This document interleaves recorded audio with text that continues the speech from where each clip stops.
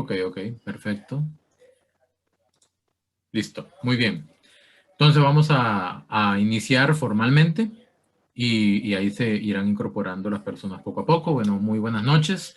Gusto saludarles. Mi nombre es Richard Ordóñez. Voy a ser el maestro de ceremonias o conductor de esta charla, de esta actividad que la SGI de Costa Rica ha preparado para compartir con el público en general. ¿Ok?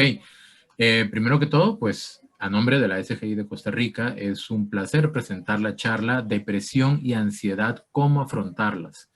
Mi nombre es Richard Ordóñez, como les mencioné, y voy a ser su moderador. Primero que todo, hacer como una pequeña recopilación, una pequeña mención de qué es la SGI, para quienes no la conocen, ¿verdad? La Soka Gakkai Internacional de Costa Rica. Para las personas que no nos conocen o que nos conocen por primera vez, queremos brindarles una pequeña explicación sobre lo que es la organización como tal. La Soka Gakkai es una organización global budista, con principios budistas, de base comunitaria que promueve actividades que promueven la paz, la cultura y la educación. ¿Okay? Desde 1983, la SGI está acreditada como organización no gubernamental de carácter consultivo en el Consejo Económico y Social de las Naciones Unidas. En su labor conjunta con las Naciones Unidas y otras organizaciones no gubernamentales y movimientos afines, la SGI emprende iniciativas para responder a los problemas globales, buscando crear siempre conciencia en la ciudadanía, así como también aportar ideas y recomendaciones a la Organización de las Naciones Unidas. Adicionalmente, como miembros de una organización budista, pues los miembros somos personas comprometidas con la sociedad. Los miembros de la SGI pues trabajan por crear valor en todas las circunstancias y en contribuir al bienestar de las demás personas y del entorno. Por esa razón es que se organizan este tipo de actividades para poder aportar una visión diferente y novedosa a problemas actuales y sociales que son de importancia pues global en realidad. Seguidamente aclaramos que el material que se presente como tal, o sea, de quienes vayan a hacer su exposición en este tipo de actividades, no necesariamente representa pues la postura oficial de la SGI, sin embargo, sí tiene pues su sustento propiamente científico profesional, ¿verdad? Este es un espacio informativo donde tratamos temas que afectan a la sociedad desde el punto de vista de los profesionales. Del mismo modo, en esta charla no se tocarán temas de teoría budista ni nada por el estilo, ¿verdad? Ya que el interés es únicamente generar conciencia sobre este tema. Entonces, presentando al expositor que tenemos el día de hoy, voy a primero saludarlo, ¿verdad? Don Alexis Espinosa Morera, ¿cómo le va? Buenas noches, don Alexis. Hola, buenas noches. Saludos.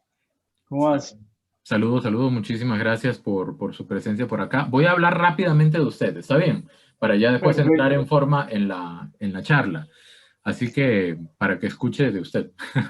Dice, Alexis Espinosa Morera es máster en Psicología Clínica y de la Salud Mental, psicólogo del PANI, de la Cruz Roja Costarricense, y también ofrece consulta privada. Es docente e investigador universitario en la Universidad Técnica Nacional y en la Universidad de San José. Capacitador, ¿verdad? Capacitado por diversas instituciones en el abordaje de la dependencia emocional, en intervención en procesos de crisis, educación en afectividad y sexualidad, salud sexual y reproductiva. Tiene experiencia en el trabajo de temas de nuevas masculinidades, relaciones sanas, educación en sexualidad y afectividad, prevención de la violencia y la discriminación, empoderamiento y resiliencia comunitaria con la Cruz Roja Costarricense, gobiernos locales y universidades. Ahora sí, nuevamente, muchísimas gracias, don Alexis, por su presencia, por presencia virtual, ahora es todo, ¿verdad? Por conectarse y por ayudarnos con esta charla, pues que tiene como título, les recuerdo, depresión y ansiedad, cómo enfrentarlas o cómo afrontarlas, ¿verdad? Entonces, a partir de este momento, por espacio de unos minutos, don Alexis nos va a compartir un poco la información que él tiene al respecto y eventualmente podemos ir haciendo ahí algunas aclaraciones en el camino que sean necesarias. Don Alexis, todo suyo. Muchas gracias. Le agradezco el espacio. Es que estoy acomodando el teléfono porque se me está moviendo ahí. Lo tenía ya acomodado y al final acomodado. Un momentito nada más. Bueno, muchísimas gracias por la presentación. Realmente estos espacios a mí me gustan bastante, el poder generar a nivel social la conciencia de la necesidad de la salud mental, tanto como una política nacional y desde la parte, desde la integralidad como organización y también a nivel social comunitario. Agradecerles por el espacio, a la SGI por la invitación también y al público que tenemos ahorita. Hoy vamos a tener una charla que es bastante importante porque estamos viviendo una situación que nunca habíamos vivido como humanidad y la cual nos está exigiendo que tenemos que tomar medidas para poder organizarnos, sobrevivir prácticamente y adaptarnos a este nuevo, no digamos realidad, sino como un estilo de vida que tenemos que tener ahorita en este momento y que por ser algo que es completamente nuevo y del que genera un desconocimiento o genera prácticamente una incertidumbre, eso va a generar de forma inmediata también que tengamos ansiedad. Es importante que sepamos que la ansiedad es un proceso adaptativo que es fisiológico, también cognitivo, que es una respuesta que no es mala porque el estrés y la ansiedad que nos generan ciertos factores de la vida pueden ser adaptativos y pueden ser más bien ligados a la supervivencia en muchos aspectos. Entonces tenemos que partir de que el sufrimiento o el estrés o como queramos verlo es parte de la cotidianidad, es parte de la vida y hay cosas que prácticamente por sí solas en nuestra vida van a generar que tengamos aunque sea un poquito de estrés y ansiedad. Entonces tenemos que aprender a naturalizar este tipo de situaciones y de reacciones que vamos a tener porque esto es parte del proceso de adaptación que tenemos tanto a nivel mundial, a nivel país, a nivel familia, a nivel Alex, individual. Sí, disculpe la interrupción. Me dicen en YouTube que tiene el micrófono en YouTube silenciado. ¿Podría revisarlo un momentito? como el vamos a ver. Lo tenés en mute. Entonces nada más que lo revises un poquitito. En Facebook sí te escuchas, es en YouTube.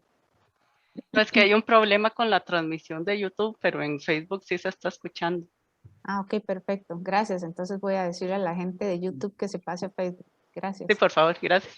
Gracias, sí. Entonces, como estábamos comentando, prácticamente tenemos que partir del hecho de que estamos viviendo en una situación que por sí sola siempre va a generar incertidumbre. Entonces, vamos a ya clarificarlo un poquito más, ¿verdad? O sea, ya partiendo de la parte más como desadaptada o la parte más a nivel de los criterios clínicos, ¿verdad? Por decirlo así. Cuando hablamos de depresión, tenemos que entender que no estamos hablando de lo que se llaman trastornos del estado del ánimo, que hay de diferentes categorías. Los más comunes son lo que tiene que ver con cuadros depresivos reactivos, por ejemplo, que son cuadros que se dan por situaciones que son ajenas al individuo y que suceden, que son pasajeras y que generan un malestar. Además de eso, puede también darse cambios en el estado del ánimo, por ejemplo, por duelos. Ahora que vivimos muchas personas que perdieron su trabajo o que están teniendo desempleo, por ejemplo. Entonces, todo eso va a generar un duelo porque el tener una pérdida en sí siempre va a generar un malestar, va a generar que tengamos esa sensación de desvalor, que tengamos afectación incluso hasta en la autoestima, que también eso es importante. Cuando uno está triste, por lo general el pensamiento suele ser de desesperanza, o sea, de que el futuro no va a valer la pena. Cuando uno tiene desesperanza, uno se desmotiva, además de eso, se empiezan a caer en conductas que tienen que ver con el aislamiento, con la postergación, que tiene que ver específicamente con aspectos que nos hacen sentirnos tristes, ¿verdad? Lo que conocemos como tristeza, la emoción. Tenemos que partir del hecho de que cuando hablamos de depresión, estamos hablando de una cuestión neuropsicológica y neuroquímica, porque la depresión en sí es un proceso neuroquímico que se da a nivel de una desregularización de neuroquímicos que tienen que ver con sensaciones de felicidad, de alegría, con la motivación, ¿verdad? Por ejemplo, la dopamina, la serotonina, las endorfinas y acetilcolina y otras sustancias que están en el cerebro que al haber una desregulación en estas sustancias, pues se va a dar un cambio significativo también en diversas áreas de la persona, incluidas también el estado del ánimo. Entonces, vamos a partir de que se ocupa también una ayuda a nivel de psiquiatría y a nivel de psicología, porque al ser un aspecto que es neuroquímico, ocupamos que se utilicen un tipo de medicamentos que se llaman tricíclicos, que ayudan a regular lo que es los estados del ánimo y lo que es la parte de la ansiedad y otros aspectos más. Entonces es importante que partamos desde este precepto, por decirlo así.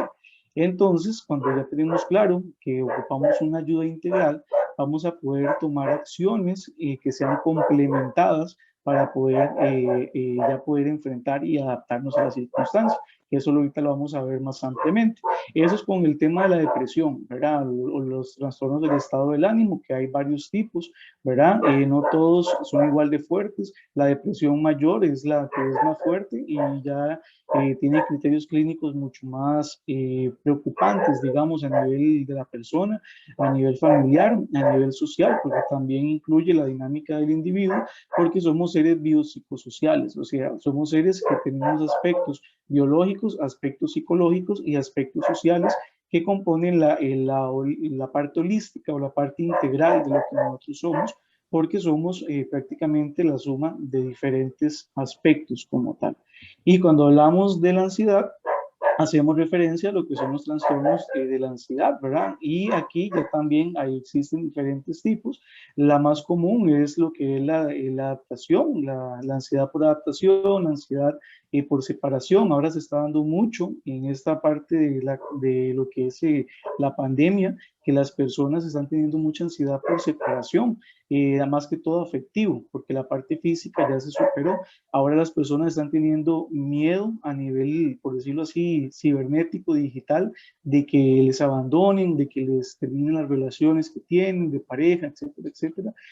Porque el tema de las redes sociales es un tema que ahorita vamos a abarcar, porque es un tema que también está generando situaciones a nivel del estado del ánimo y a nivel de la parte de la ansiedad. Entonces, vamos a partir de que tanto la depresión como la ansiedad son aspectos neuroquímicos que responden a desregularizaciones que tienen que ver con una producción excesiva o una producción disminuida de lo que tiene que ver con la parte del estado de vida de la persona. Eso desde la Vale. parte como más teórica, por decirlo así. No sé si hay una, ya como para empezar con las recomendaciones, es que hago esta relación porque es importante entender que cuando hablamos de depresión y ansiedad, son muchos los aspectos y más que toda la parte neuroquímica que se tiene que trabajar, porque si no se trabaja la parte neuroquímica, va a ser muy difícil que la persona tenga un avance significativo o que pueda superarse el cuadro o la situación que esté presentando. Don Alex, una consultita. Claro. Entonces, nada más como para aclarar y de repente un poco desmitificar, ¿verdad? Porque en ocasiones se escucha decir algunas personas que ven a otra persona en un estado de ansiedad o de depresión, se les tiende a decir como que eso no es nada, salga adelante de eso, no sé, frases hasta cierto punto como que minimizan o invalidan un poco ese montón de situaciones neuronales y psicológicas que usted comenta, ¿verdad? Químicas incluso. Entonces, como para aclarar ese punto, no es una maña, no es un problema de mala actitud, sino que efectivamente la depresión y la ansiedad son procesos químicos profundos que se catalogan incluso, y usted me corrige si me equivoco, como una enfermedad.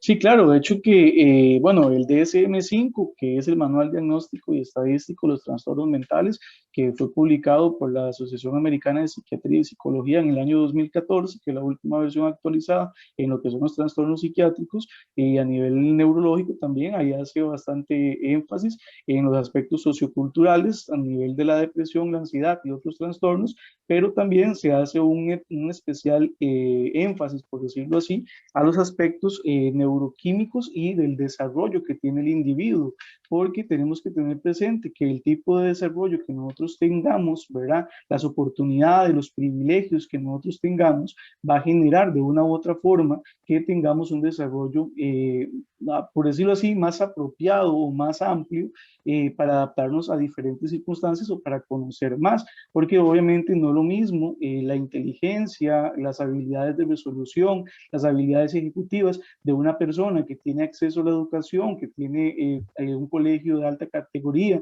donde tiene estimulación, donde tiene tutores, etcétera, etcétera, a un chico, por ejemplo, que no cuenta con un sistema educativo formal, que no tiene nivel de acceso formal o que el Estado, por decirlo así, le permita la parte de la educación. Vamos a ver también que la forma de resolver la vida y la forma en que presenta las habilidades de resolución y habilidades ejecutivas, por ejemplo, presentan diferencias. Entonces, el entorno es muy importante porque el entorno va a modificar lo que pasa dentro del individuo, porque es lo que se llama la teoría del nicho ecológico, que dice que el individuo modifica el hábitat o el ambiente donde está, a como el hábitat modifica al individuo a nivel de sus procesos fisiológicos. Entonces, por ejemplo, el ornato, el ruido, el ambiente, la suciedad, etcétera, etcétera, va a generar repercusiones incluso hasta en la autoestima. Y en eso, por ejemplo, el Ministerio de Salud ha hecho investigaciones y también lo vemos también en lo que es la Política Nacional de Salud Mental, cuando habla de los aspectos del ruido, por ejemplo, cómo el ruido genera a nivel psicológico que las personas se estresen, que las personas se pongan ansiosas, que las personas tengan dificultades en lo que son procesos de resolución, toma de decisiones, etcétera, etcétera.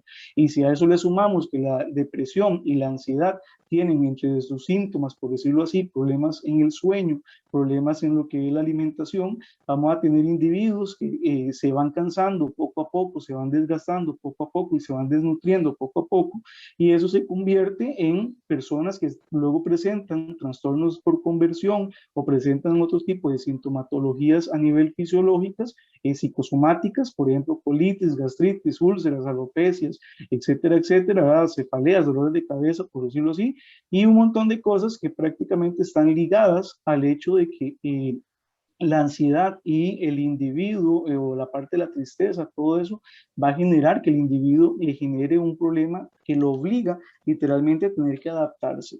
Y eso es algo que ahorita nos está matando, por decirlo así. Esa necesidad, esa obligación que la sociedad nos está prácticamente obligando a que tenemos que adaptarnos a la manera rápida y a la manera inmediata a esto que está sucediendo, sin dejarnos ni siquiera un proceso para digerirlo, para poder adaptarnos, pues nos obliga a que tomemos decisiones. Y a esos sumados también hay que tener presente de que es uno de los trastornos de ansiedad más comunes es el trastorno por adaptación, que se da mucho en los niños y adolescentes también, que consiste prácticamente en que el individuo se ve obligado a adaptarse a un cambio abrupto en su dinámica de vida, y eso va a generar que el individuo tenga que tomar decisiones donde no siempre va a tener seguridad. Y esas decisiones van a generar consecuencias a nivel emocional y a nivel conductual.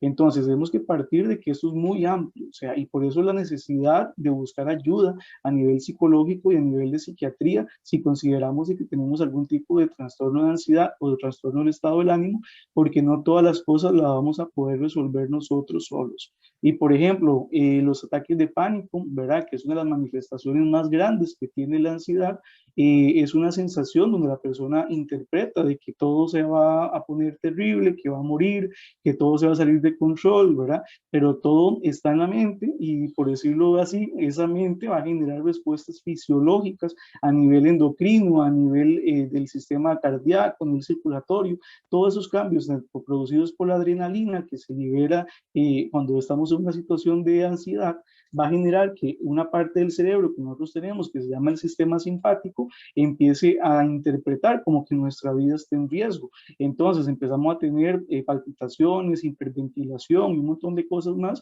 que generan o que van creciendo, por decirlo así, o en aumento, si el individuo no cuenta con los recursos o los medios, las habilidades desde la emoción y desde el problema para poder abordarlo.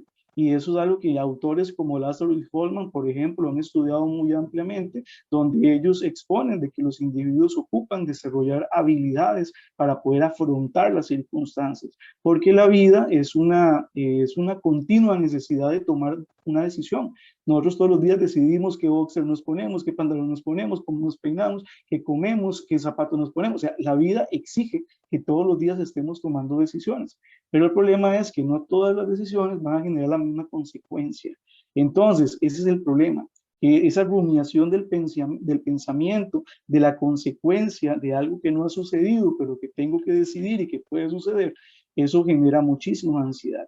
Y ahora con esta situación del coronavirus que estamos viviendo como pandemia, pues se traduce en cosas, por ejemplo, ya aparece la ansiedad por enfermedad, que si será que me enfermé, si será que tengo coronavirus, que si será que tengo aquello, o sea, empieza ya la ansiedad por adaptación, luego aparece otra ansiedad, ¿verdad? Y empiezan prácticamente a tener síntomas que se traducen a nivel fisiológico, e incluso ahí el cerebro tiene una capacidad, para bien o para mal, de producir algo que se llama los trastornos por conversión, que los trastornos por conversión es cuando el cerebro literalmente siente y está seguro al 100% de que tiene un padecimiento médico, o sea, siente todos los síntomas, pero cuando se le hace el chequeo médico, la persona no tiene ningún síntoma fisiológico. O sea, siente que el corazón le va a estallar y le va a dar un infarto, pero por ejemplo, y le hacen el chequeo, no tiene nada. O siente, bueno, el ejemplo más extremo que les puedo dar es el embarazo psicológico, que el cerebro produce ya y que se haga toda una placenta y se disminuya la menstruación y que el cuerpo retenga líquidos, o sea, y todo ese montón de cosas empiezan a producirse, pero es, por decirlo así, una enfermedad, entre comillas, que fue producida por la mente y que no tiene un sustento a nivel fisiológico, ¿verdad? Que se pueda explicar. Eso por la parte de la ansiedad. Y por la parte de la tristeza o la depresión, tenemos que entender de que el sufrimiento es parte de la vida y que prácticamente todos los días van a sucedernos cosas que van a generar que nos enojemos, que tengamos tristeza, que tengamos vergüenza, ¿verdad? Pero el punto es que tenemos que entender de que esas circunstancias son pasajeras, porque las emociones son pasajeras, son cambiantes. Y es importante que entendamos de que el estado del ánimo o a nivel emocional prácticamente están ligados a respuestas del pensamiento. O sea, lo que nosotros pensemos, que puede ser racional o irracional, va a generar que tengamos esas respuestas a nivel del cuerpo que pueden ser complicadas, porque imagínense que en un estado de ansiedad extremo, las personas pueden hacer cosas que pueden generar daños para sí mismos, o pueden tomar acciones extremas también, cuando las personas se sienten acorraladas, cuando las personas se sienten abandonadas, cuando se sienten defraudadas, ¿verdad? Todas esas emociones generan conductas muy fuertes. Entonces tenemos que entender de que las emociones que nosotros tenemos van a ser la respuesta ante el pensamiento que tengamos, y las conductas que nosotros tenemos son la respuesta de las emociones que sentimos. Entonces, el pensamiento genera la emoción y la emoción genera la conducta que tenemos. Entonces, ese es el primer punto que tenemos que partir. Ahorita estaba leyendo un comentario ahí que me pareció, bueno, si quieres leerlo, yo lo iba a leer. Sí, de Carla. Sí, ese es el que estaba viendo ahorita. Ok. Primero hacer pues la aclaración, ¿verdad? De que por medio de la transmisión que se está realizando en la página de Facebook de la Socadaca Internacional de Costa Rica, se pueden poner ahí en los comentarios las consultas o comentarios que quieran hacer, entonces ahí lo leemos para ver cómo los podemos ir abordando.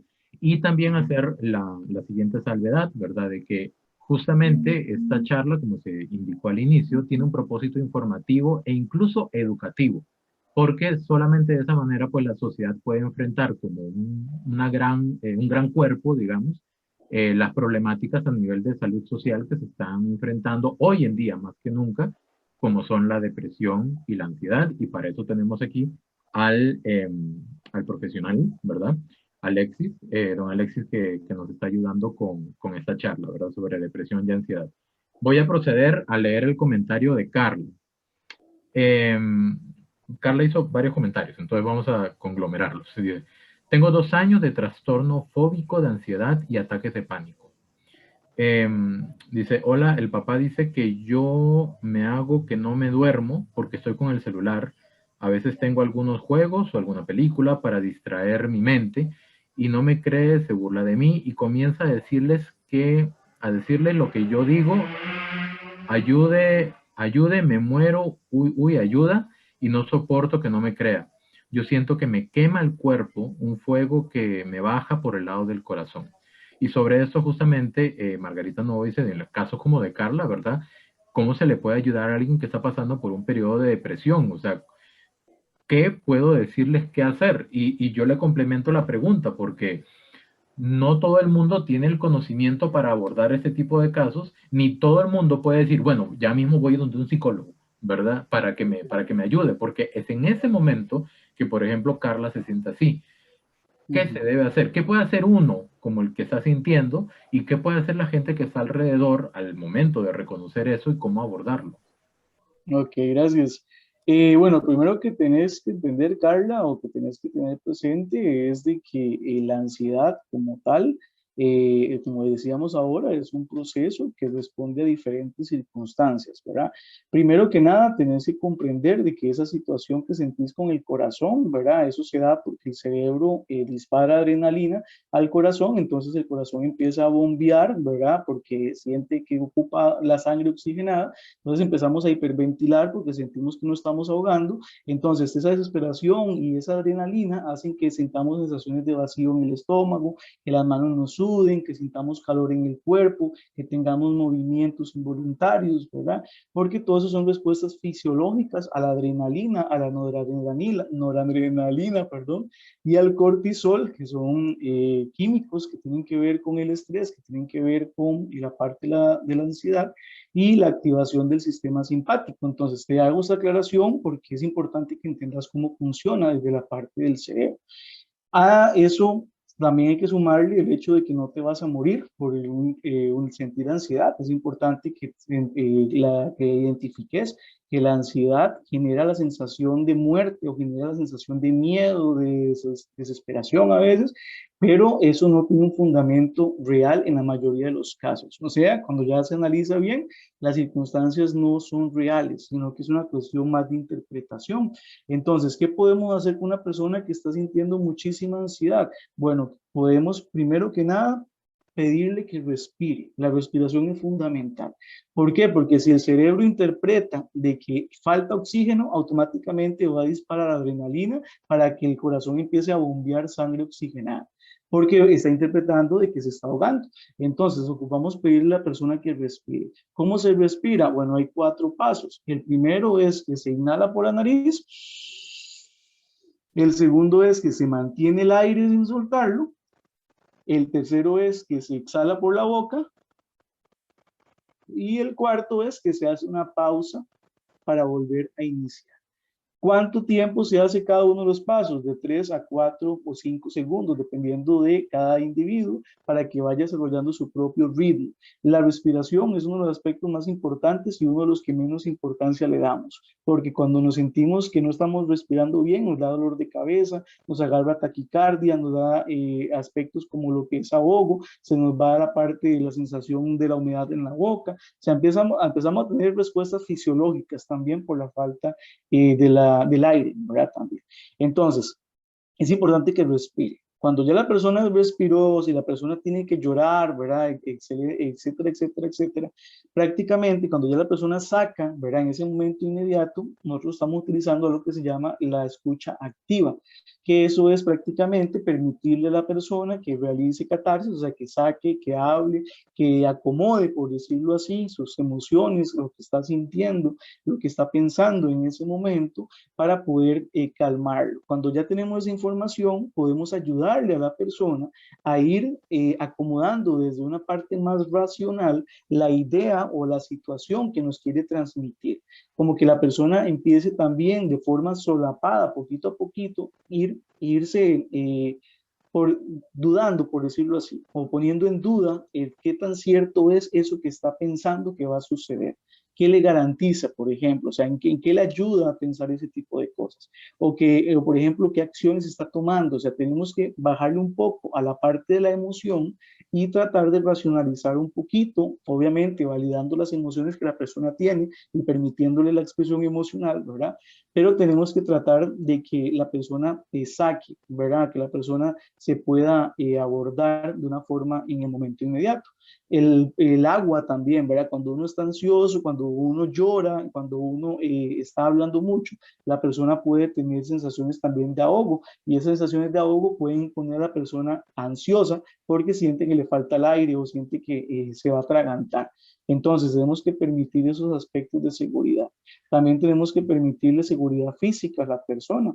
Pedirle, por ejemplo, que si se siente triste, ¿verdad? Y quiere sentarse, por ejemplo, que si quiere caminar, ¿verdad? O sea, tenemos que ir buscando que la persona mantenga un nivel físico donde esté siendo vigilado, donde sea acompañado también. Y sobre todo, tenemos que tratar de ver todo desde los ojos de la persona, no desde nuestros propios ojos. Esa es una de las partes que yo siempre enfatizo. Cuando queremos ayudarle a alguien, tenemos que ver las cosas desde los puntos de vista o la visión de esa persona y no desde el nuestro, ¿verdad? Obviamente la ansiedad ocupa uno técnicas también para poder irla disminuyendo. Por ejemplo, cuando uno no puede parar de pensar, algo que ayuda mucho es repetir monosílabos. O sea, decirse en la cabeza monosílabos como por decir ka, che, ja, ne, ko. Repetir monosílabos hace que el cerebro esté hablando, por decirlo así, o esté diciendo cosas en su verborrea o en su necesidad de decir cosas, pero no está generando una respuesta a nivel de una imagen o una emoción en el cerebro. Porque, por ejemplo, si yo le digo a usted la palabra perro, usted se va a imaginar la cara de su perro, se va a imaginar el nombre de su perro y va a sentir un montón de cosas que siente por su perro. Pero si yo a usted le digo la palabra, no sé, chu, ja, ¿verdad? O sea, son palabras que por lo general no van a generar una respuesta más allá de. Entonces, cuando uno hace esta técnica, por ejemplo, del repetir monosílabos, ayuda mucho también, incluso con los niños, ¿verdad? Podemos imponerlos a hacer historias donde no usen palabras, sino que usen números o que usen monosílabos, ¿verdad? Eso también ayuda mucho a que haya una comprensión de lo que es la palabra con el entorno, con la imaginación. Y también a nivel de la ansiedad ayuda mucho lo que es la parte de la liberación de oxitocina, endorfinas, y eso se consigue mucho con lo que son los ejercicios, ¿verdad? Entonces el sonreír mucho, el caminar, el respirar bastante, el llevar por lo menos una media hora de luz solar todos los días mínimo, es necesario también porque ocupamos sintetizar la vitamina D, que solo se sintetiza con la luz del sol, porque la vitamina D tiene que ver con la parte de los nervios, tiene que ver con la parte de los huesos, tiene que ver con los tejidos, tiene que ver con varios aspectos, incluso hasta con la felicidad. Entonces no es casualidad que los países que tienen más sol son los países más felices y los países más fríos son los países que por lo general la gente es más triste, porque a nivel fisiológico nosotros compartimos con las plantas el hecho de que ocupamos el sol para poder sintetizar ciertas proteínas, ciertos químicos que también tenemos, como el magnesio, por ejemplo, la vitamina D y otros tipos de cloruros también. Entonces, eso es importante que también lo entendamos. El aislarse, el encerrarse no es bueno porque además de que genera ostrismo social, o sea, que la persona no quiera compartir, no quiera salir y se vaya poniendo cada vez más triste, también empieza a afectar su sistema fisiológico y su homeostasis. O sea, empieza a hacer que la persona se empiece a enfermar, entonces el pelo se le pone más débil, las uñas también, ¿verdad? Y otros tipos de repercusiones que están ligadas a la poca síntesis de esas proteínas y vitaminas y minerales y de todo que son necesarios que podamos sintetizar. También estaba viendo, bueno, cómo se maneja el ataque de ansiedad en los niños. Bueno, cuando tenemos niños, bueno, para invitarlos a la próxima charla que vamos a hacer de este tema, va a ser justamente con niños, niñas, adolescentes, que va a ser también ahí no le voy a decir mucha información, pero va a ser enfocada en las personas menores de edad para poder trabajar la ansiedad y la depresión. Ahí estén atentos para poder participar. Así como para ir introduciendo el tema, la respuesta que usted tenga como padre o madre va a generar también la respuesta de sus hijos. Entonces, el ejemplo que uno le da a un niño cuando uno lo está abordando en su tristeza, en su ansiedad, en su enojo, ¿verdad? Va a darle mucha mucha información a cómo debe responder. Y eso no necesariamente va a ser una respuesta positiva, porque si le enseño a responder todo con gritos y lo humillo, lo minimizo cuando llora, por ejemplo, le estoy dando un mensaje que es negativo. Entonces, a los niños tenemos que aprender, enseñarles a que ellos identifiquen las emociones. Por ejemplo, si un niño está enojado, ¿verdad? Porque no se le dio algo, entonces uno tiene que decirle, mira, mi vida, mi amor, como siempre tenemos que usar el cariño. Eso con los niños siempre hay que usar el cariño. Tenemos que decirle, mira, mi vida, mi amor, papi, mami, como queramos decirle, ¿verdad? Eso que vos estás haciendo no está bien por esto y esto y esto. O sea, tenemos que explicarle a los chicos el por qué no se hacen las cosas. Tenemos que empezar a irles enseñando las emociones, ¿verdad? Eso no se hace, yo sé que te enoja, yo sé que esto te genera enojo, ¿verdad? Estás molesto conmigo, ¿verdad? Yo sé que esto te molestó, pero esto no sirve o no es bueno por esto y esto y esto, ¿verdad? Siempre tenemos que clarificarle a los niños, aunque creamos de que ellos no entienden las cosas. Y también, si vamos a tener un cambio abrupto o significativo, ayuda mucho también ir preparando al chico, ¿verdad? Con anterioridad. Por ejemplo, cuando hay cambios de residencia, hay chicos que han tenido que cambiarse mucho de lugares por los trabajos de los papás, ¿verdad? Por ejemplo, en la parte de la adaptación ayuda mucho, el ejercicio ayuda mucho, el cariño ayuda mucho, el diálogo, el hablar. Algo que ayuda mucho con los niños es la lectura también, la escritura, porque eso es un medio de expresión artística que les permite canalizar las emociones negativas que sienten, como la ira, como la vergüenza, como la parte de la desesperanza, etcétera, etcétera. Entonces, tenemos que partir del hecho de que las herramientas son herramientas sencillas, o sea, el dibujar, el cantar, el reír, ¿verdad? El tener esos espacios. Obviamente, pues va a generar que el niño, y si lo hacemos con personas significativas para el niño, llámese los padres o hermanos, primos, ¿verdad? Va a tener una mayor significancia. Cuando el problema de los niños de hoy en día, y digo problema porque es un problema que se está dando mucho a nivel general de estas nuevas generaciones, es que nosotros, incluso el presidente Ikeda lo refiere en varias de sus orientaciones y sus propuestas de paz, se habla mucho de que vivimos en una época de la modernidad y de la inmediatez, donde prácticamente los niños de hoy en día no saben esperar, no tienen paciencia, porque cuando vos y yo estábamos más pequeñillos, ¿verdad? Pues resulta que teníamos que esperarnos una semana para ver un capítulo de algún tipo de programa, alguna serie, no sé, lo que fuera. Y teníamos que esperarnos. Por más que lloráramos, gritáramos, nos desesperáramos, teníamos que esperarnos. Pero los niños de hoy en día no. Los niños de hoy en día tienen todo al alcance de su mano. Tienen demasiada información y tienen poca guía. El problema es ese, que tienen exceso de información y se les está guiando poco. Entonces, ese exceso de información genera que los niños cada vez tengan más y más necesidad de expectativas nuevas, porque tienen tanto acceso a tantas cosas, ¿verdad? Que ya no se da como esa novedad que antes uno cuando no tenía juguetes, ¿verdad? Uno tenía cosas para divertirse, cuando le daban a uno algo nuevo, eso era como un impacto así enorme, ¿verdad? Y uno duraba meses con ese impacto, esa alegría y esa magia, por decirlo así. Ahora los niños, ¿verdad? Todo es como tan desechable, tan efímero, ¿verdad? Por decirlo así. Entonces, además de que los niños, yo no me quiero imaginar cómo va a ser las futuras generaciones de aquí a 50 años, ¿verdad? Con este montón de chicos que no saben esperar, ¿verdad? Que no tienen esas habilidades. Y el problema es que, el problema no son los niños, el problema es que los padres tampoco están haciendo como que mucho, porque están responsabilizando al teléfono celular, por ejemplo, como niñera, ¿verdad? Y eso es algo que a los niños hay que tener mucho cuidado y lo vamos a hablar más ampliamente, el tema del teléfono celular, ¿verdad?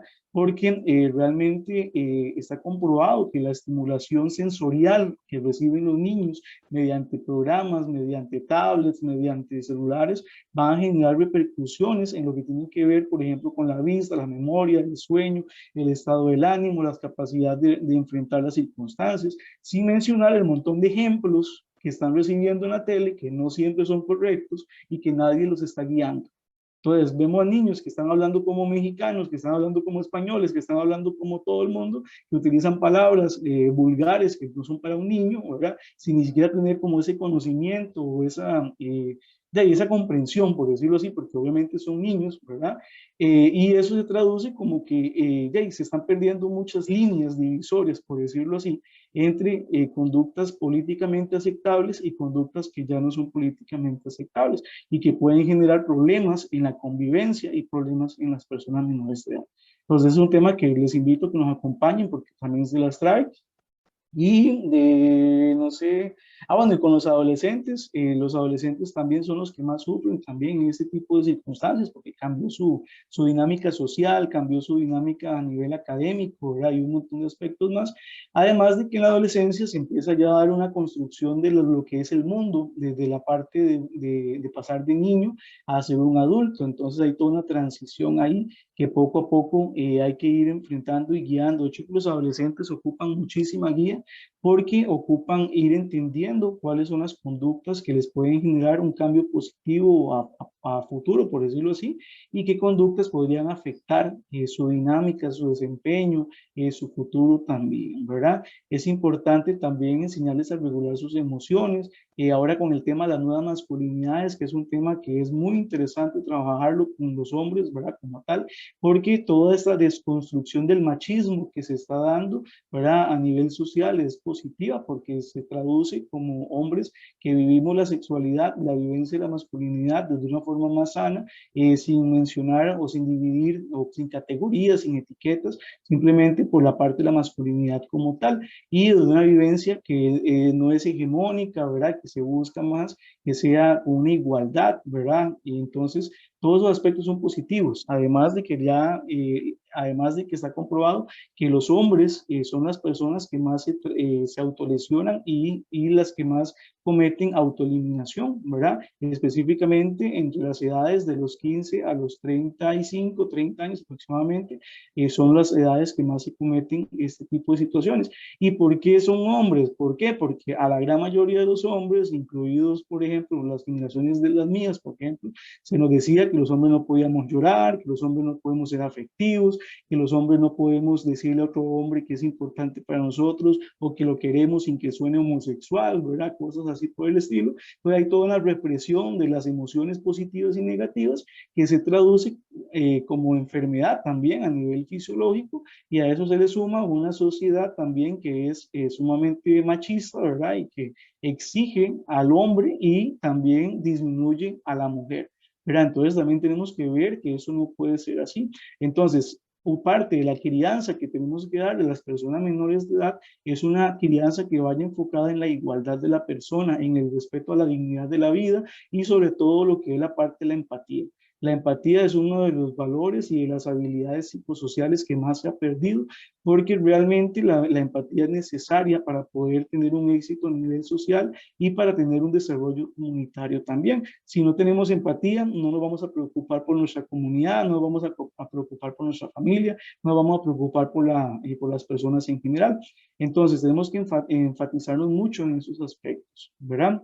Y no sé si tienen alguna consulta, si yo hablo demasiado y si me dan pelota.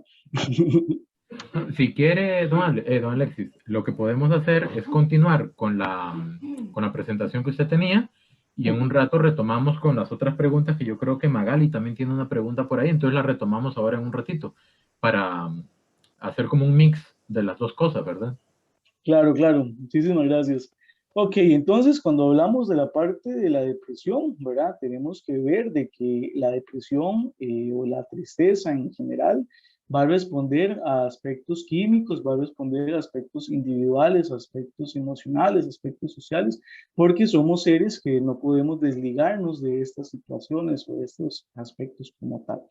Entonces, ¿qué podemos hacer cuando alguien tiene depresión? Bueno, primero que nada, permitirle a esa persona y validarle las emociones. ¿Qué es validar las emociones? No cuestionarle lo que está sintiendo. Y eso es fundamental. No tenemos que cuestionar lo que la gente siente, porque solo el que lo está sintiendo sabe lo difícil que es. Y solo el que lleva el saco sabe lo que le pesa. Entonces, tenemos que partir desde ese punto de vista. No cuestionar lo que la gente siente. Lo que la gente está sintiendo en ese momento, ya posiblemente ya lo analizó, ya lo pensó de diferentes perspectivas. Entonces tenemos que validarle la emoción, o sea, tenemos que decirle, mira, yo entiendo que te encontres molesta, mira, yo entiendo que te sientas así, yo posiblemente me sentiría igual que vos, ¿verdad? O sea, tenemos que ser empáticos con las personas, tenemos que permitirle que hablen, que se desahoguen, si tiene que llorar, ¿verdad? El llorar limpia, el llorar es algo que nos cura, o sea, el llorar, como decía una imagen que una vez vi que me encantó, dice que el agua salada todo lo cura, incluida el mar y las lágrimas, ¿verdad?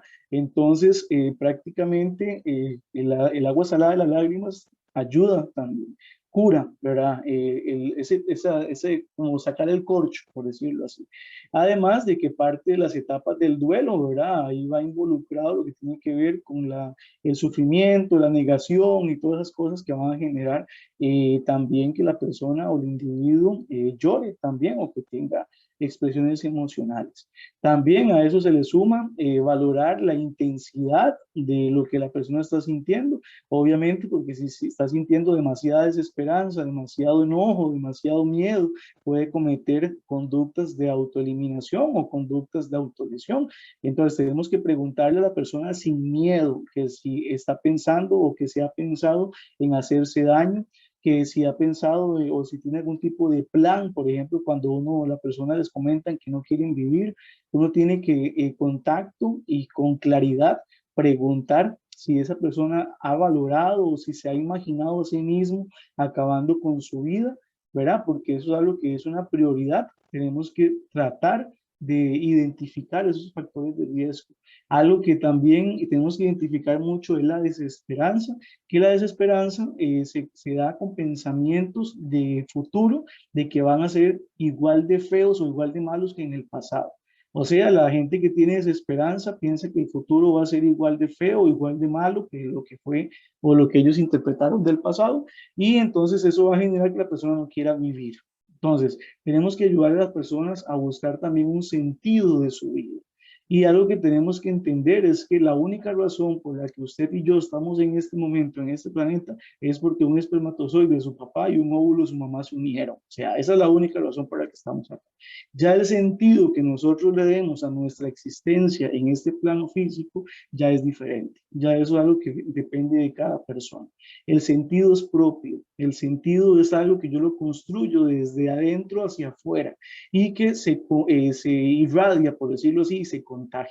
Cuando uno tiene un sentido y cuando uno tiene una pasión, una motivación, eso se contagia. Porque tenemos aquí neuronas espejo, que son un tipo de neuronas específicas que de forma inconsciente, ¿verdad? Copia los estados de ánimo de las demás personas y los interiorizamos y los reproducimos también. O si no, hagan el experimento, por ejemplo, de una sonrisa. Una sonrisa genera respuestas como otras sonrisas y genera también respuestas emocionales de agrado y de valor, por ejemplo. Entonces, partamos desde el hecho de que la depresión y la ansiedad y las acciones que tenemos que tomar son acciones muy simples, son acciones de escuchar, son acciones de validar las emociones, son acciones de permitirle a esa persona que sufra, que viva lo que está sintiendo, que lo saque, porque eso decirle que no llore, más bien eso es contraproducente, eso decirle de que ya, cállate, salite de ahí, porque hay gente que le dice así a la gente, ya, cállate, deja de llorar, ¿verdad? Ya, seguí, etcétera, etcétera, ese tipo de cosas, más bien lo que le están dando a entender a la otra persona es, además de que no me interesa lo que vos estás sintiendo, es prácticamente de que lo que la persona está sintiendo no es importante, de que no tiene que decirlo a nadie, porque a nadie le importa. Entonces, ¿qué es lo que pasa? Que nos convertimos en una olla de presión. Y poco a poco empezamos y empezamos y empezamos y empezamos a llenarnos hasta que llega un punto en que va a pasar lo que pasa con la olla de presión cuando no se saca la presión, estallamos. Y cuando se estalla, todo lo que esté alrededor va a salir perjudicado. Porque cuando una bomba estalla, no diferencia entre lo que haya alrededor, simplemente explota. Entonces tenemos que partir del hecho de que estas conductas, estas acciones, el salir a caminar, por ejemplo, el salir a escuchar a la persona, el ir a darse una vuelta, el tener un hobby, el dedicar tiempo de ocio, que no es lo mismo que un hobby. El ocio es el tiempo que yo me dedico a mí mismo, que me encanta, que me hace sentir bien, que me edifica, ¿verdad? Que yo siento que es gratificante para mí. Eso no es lo mismo que un pasatiempo, porque un pasatiempo puede ser coleccionar estampillas, por ejemplo, coleccionar monedas, no sé, ¿verdad? Salir a caminar, etcétera, pero no me genera nada. Pero tal vez un ocio ya podría ser, por ejemplo, que yo vaya a andar en bicicleta con alguien, con una persona importante, no sé, ¿verdad? Entonces el ocio es lo que a mí me edifica, lo que a mí me hace sentir bien.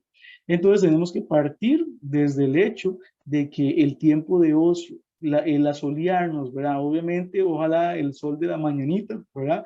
Que es un sol que no es tan dañino, por decirlo así. Evitemos el sol directo de las 10 de la mañana a las 2 de la tarde, que es el que es más fuerte en radiación ultravioleta, y tratemos de estar mucho en la naturaleza. No hay nada que sea más reconfortante para la mente que volver a nuestro origen de la naturaleza. Nosotros somos animales, el problema es que nos resistimos a aceptarlo. Nosotros somos animales, o sea, somos seres políticamente hablando, pero somos animales. Entonces, nuestra naturaleza animal también nos exige que volvamos a lo básico, que simplifiquemos nuestra vida. Una de las cosas que genera más ansiedad y más depresión actualmente es la necesidad de no querer perder las cosas, la necesidad del apego, la necesidad de no perder dinero, de no perder trabajo, de no perder comida, de no perder familia, o sea, de no perder. Y obviamente se entiende, o sea, porque son cosas que van a afectar directamente la calidad de vida. Pero en esa necesidad de apegarnos, ¿verdad? De no querer soltar, de no permitir que las cosas fluyan, es donde sufrimos, es donde generamos el malestar. Entonces, ¿qué es lo que tenemos que tener presente? Que las cosas cambian, que todo va a cambiar, que las cosas hoy son terribles, pero mañana pueden ser hermosas también. Y tenemos que ser resilientes. ¿Qué es la resiliencia? Aprender de lo negativo, aprender del dolor, aprender de las circunstancias que no me gustan, aprender. O sea, todo lo que es caótico genera también un nuevo nacimiento. Después del caos vienen cosas maravillosas también. Permitámonos sufrir, no le tengamos miedo al sufrimiento. El problema está en que nos han hecho creer, nos han vendido la imagen de que todo tiene que ser bonito, que todo tiene que ser placentero, que todo tiene que ser divertido, que no podemos sufrir, que todo tiene que ser agradable, ¿verdad? Nos han vendido esa imagen hedonista del placer que es irracional. Y eso se traduce también como en ansiedad, porque si yo paso pensando en que yo quiero tener la casa que salen en las televisiones, en los programas, o los carros, o la plata, o etcétera, etcétera, etcétera, si yo paso pensando en que me hace falta eso, pues mientras no lo tenga, me voy a sentir mal. Entonces, ¿cuál es la solución, por decirlo así, o que ayuda mucho a evitar ese tipo de ansiedades? El dejar de pensar en lo que no tengo y centrarme en lo que sí tengo. Porque a veces por estar pensando en lo que no tengo, uno descuida las cosas que realmente sí tiene, ¿verdad? Y lo que más nos acerca a la felicidad y a la alegría, que no son cosas iguales, que vamos a ejemplificar una cada otra, es la gratitud. Cuando nosotros somos agradecidos, nosotros estamos más cerca de desarrollar el estado de alegría y de también vivir momentos de felicidad.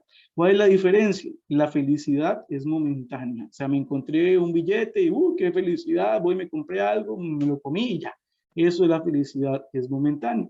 La alegría es un estado de conciencia, o sea, es un estado donde uno sabe que la vida es hermosa, que la vida, a pesar de que es imperfecta, es una vida que merece ser vivida, cuando uno sabe que hay gente importante cercana a uno con la que uno puede contar, cuando uno tiene un sentido de vida, cuando uno es alegre, ¿verdad? Uno valora y uno ve en una flor, en una abeja, usted ve un universo, o sea, usted ve cosas maravillosas. O sea, en cada cosa mínima uno ve así, pero infinidad de cosas. ¿Por qué? Porque la existencia en sí, o sea, todo tiene miles de cosas maravillosas. El problema es que no las vemos. Y ese es el gran problema, que no las vemos. Pero están ahí. O sea, el sol, las abejas, los amigos, las sonrisas. Yo que trabajo con niños, ¿verdad? Y es el trabajo que tengo directamente ahorita con niños y adolescentes. Yo soy de los que yo me tiro a jugar con ellos y aunque me ensucie, ¿verdad? Y literalmente paso horas ahí jugando y a mí siempre los chiquillos me dicen que por qué si yo soy grande, porque yo me pongo a jugar con ellos. Y yo lo que siempre le digo a ellos es que yo soy un niño grande y que siempre tenemos que también entender eso, de que no hay ser que sea más feliz que los niños, ¿verdad? Y que sean más alegres que los niños. Entonces, volvamos a esa simplicidad, ¿verdad? Preguntémonos realmente si necesitamos las cosas que nos están robando la paz. Preguntémonos realmente si yo ocupo eso que estoy pagando o eso que me quiero comprar. O sea, preguntémonos realmente si yo no estoy exigiendo cosas más bien irracionales. A veces nos desgastamos, vivimos, nos esforzamos, etcétera, etcétera, por apariencias o por cosas que más bien nos generan problemas. Entonces, cuando alguien entiende eso, cuando nosotros lo interiorizamos, cuando uno se cultiva desde adentro, va a ser más difícil que uno caiga en la ansiedad y que caiga en la depresión. ¿Por qué? Porque usted va a ver en todo, va a haber bondad, va a haber belleza, va a haber gratitud, va a tener sabiduría, va a tener empatía, ¿verdad? Entonces, ¿qué es lo que tenemos que entender? De que prácticamente nosotros somos el cambio. Y parte de ese cambio que nosotros somos es ir cambiando la forma en que vemos el mundo, porque las cosas no son como son, las cosas son como pensamos que son.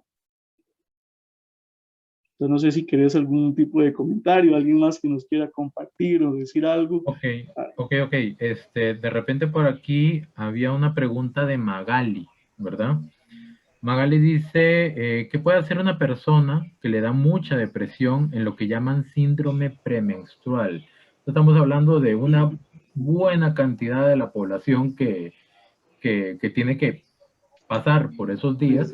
Si no me equivoco, son como 4 de cada 10 mujeres, algo así, que presentan, creo, si no me equivoco, creo que es el número, creo, ¿verdad? De mujeres que presentan problemas emocionales cuando están en la parte premenstrual. Ok, entonces por ahí, por ese lado, vamos a ver. Claro, muchísimas gracias. Bueno, cuando hablamos de la menstruación, ¿verdad? Tenemos que entender que obviamente es un proceso más hormonal que otras cosas, ¿verdad? Y al ser un proceso hormonal, pues el cuerpo va a reaccionar, ¿verdad? Nosotros tenemos un sistema endocrino, que es el sistema que se encarga de la producción de las hormonas, y tenemos varios centros de producción, ¿verdad? De diferentes tipos de químicos hormonales. Entonces, cuando hay un ciclo premenstrual, ¿verdad? Recordemos que el ciclo de la menstruación no es solamente cuando hay un sangrado, un flujo, o lo que se llama la regla, por decirlo así vulgarmente hablando, ¿verdad? El ciclo menstrual no es solamente eso, o sea, hay días que son previos y hay días que son posteriores. Entonces, todos esos procesos de adaptación químicas que surgen, ¿verdad? A nivel de los sistemas endocrinos, van a generar también cambios en el estado del ánimo, van a generar deseos de comer más, pueden generar problemas en lo que es la concentración, pueden generar dolores a nivel abdominal, pueden generar inclusive lo que es pérdida de apetito, problemas en el estado del ánimo, por ejemplo, enojo, ¿verdad? E incluso ansiedad. ¿Por qué se genera esto? Porque es una cuestión hormonal, porque es una cuestión que es a nivel química, ¿verdad? Que ahí el pensamiento en sí no ayuda mucho, ¿verdad? Obviamente se pueden tomar medidas, acciones, etcétera, etcétera, pero al ser algo muy químico hormonal, lo mejor sería buscar algo químico, ¿verdad? O sea, buscar un especialista, ya sea un ginecólogo, un endocrino, una persona que se especialice en ese tipo de cosas para ver qué se puede buscar, pero sí, incluso hay personas que sus cambios hormonales, bueno, mujeres, que sus cambios hormonales durante la menstruación o incluso después del embarazo o antes del embarazo son tan marcados que la persona se puede presentar incluso hasta depresión postparto, que es un tipo de depresión que también se da en mujeres aproximadamente desde el cuarto o tercer mes después del nacimiento y puede durar hasta los 2 años de la persona menor de edad. Entonces, estamos hablando que una depresión postparto puede durar hasta 2 años, por ejemplo. Y Le eso voy a hacer un comentario así, claro, nada más curioso. Me han escrito 3 personas que están viendo la charla en este momento que dicen que justamente están en ese periodo, ¿verdad? Entonces, ya generan como esa relación de empatía. Entonces, de repente, por ahí, algún consejo ya concreto, porque sí, estamos hablando que es algo hormonal, pero algún consejo concreto que pudiera ayudar a sobrellevar mejor esos días, a los que de repente usted y yo no tenemos ni la menor idea de cómo es, pero para ayudarles, ¿verdad? Claro, claro. Bueno, si hablamos de la parte premenstrual, pues algo que ayuda mucho es ponerse, por ejemplo, bolsitas de agua caliente o de, si digamos, con calor, ¿verdad? La parte de lo que tiene que ver específicamente con el calor ayuda mucho a lo que es relajar los músculos, ¿verdad? De la zona pélvica, de lo que es la parte de las paredes del endometrio dentro del útero y otras partes que también se relajan, porque el calor relaja los tejidos, ¿verdad? Hace que el tejido en ese sentido se relaje. Entonces, el calor ayuda mucho. Otras cosas que ayudan mucho son los remedios naturales. Por ejemplo, el ponerse pañitos con manzanilla, el ponerse pañitos que tengan que ver, por ejemplo, con romero, con tomillo, ¿verdad? Ese tipo de cosas naturales también pueden ayudar mucho. Algo que ayuda mucho también es lo de la alimentación, ¿verdad? Dicen que ayuda mucho lo que es comer nueces, ¿verdad? Comer maní, comer cosas que tengan lo que es la vitamina E, ¿verdad? Lo que es el ácido gamaláctico, que ayuda a lo que es la parte de los tejidos, ¿verdad? Entonces va a ayudar a que las paredes del endometrio, de la parte muscular, se relaje también, ¿verdad?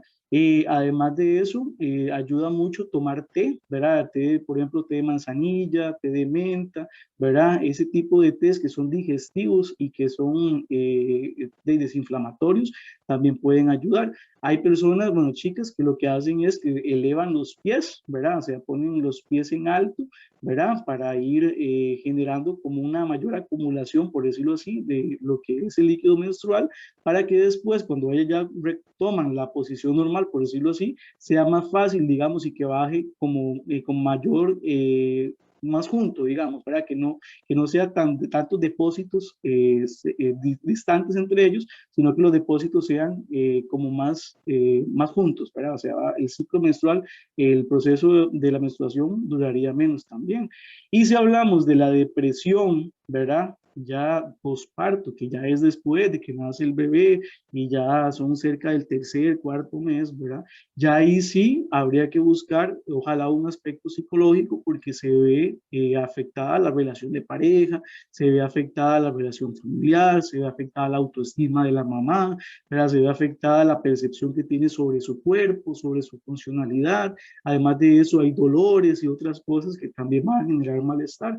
Y a eso se le suma de que la depresión postparto, como el bebé genera cambios hormonales tan fuertes, pero son muy fuertes en el organismo de la mamá, cuando ya el bebé sale, el organismo tiene que retomar su homeostasis natural.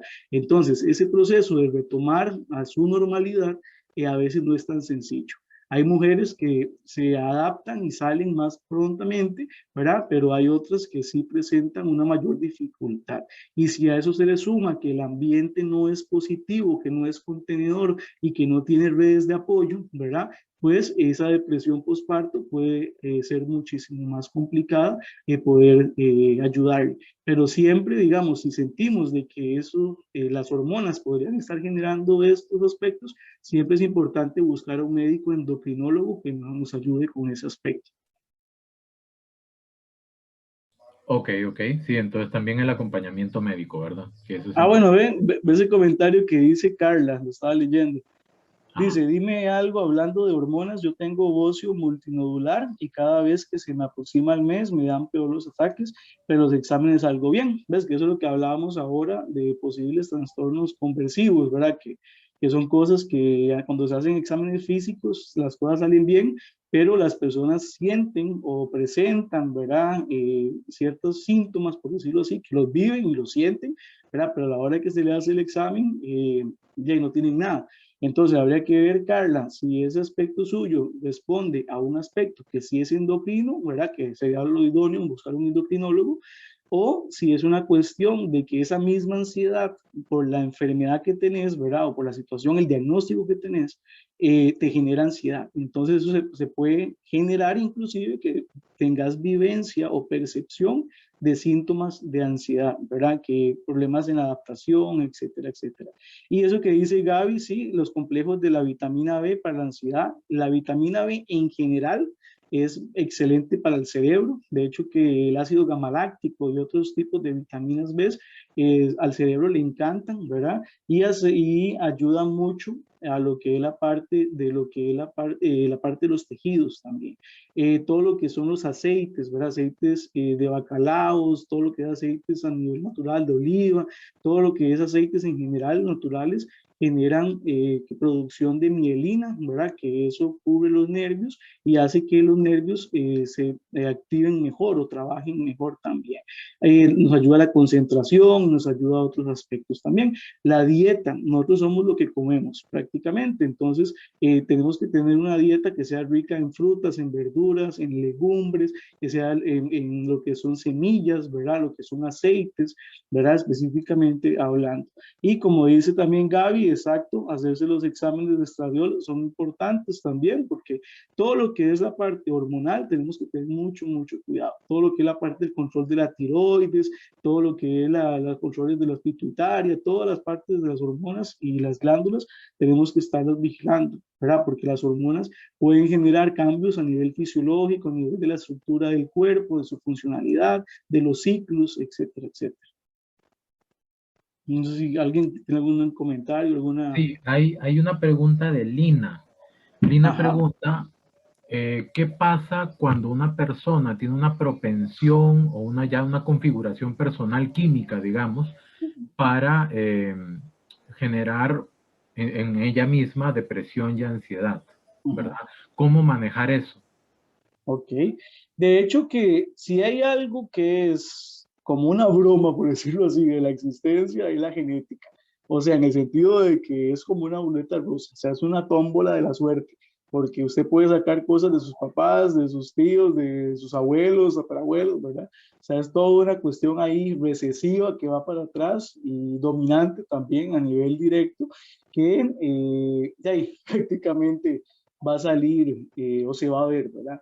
Y sí, hay familias enteras que tienen diagnósticos. De hecho, yo conozco familias enteras que tienen esquizofrenia, familias enteras que tienen bipolaridad, familias enteras que tienen depresión, porque son aspectos que son neuroquímicos.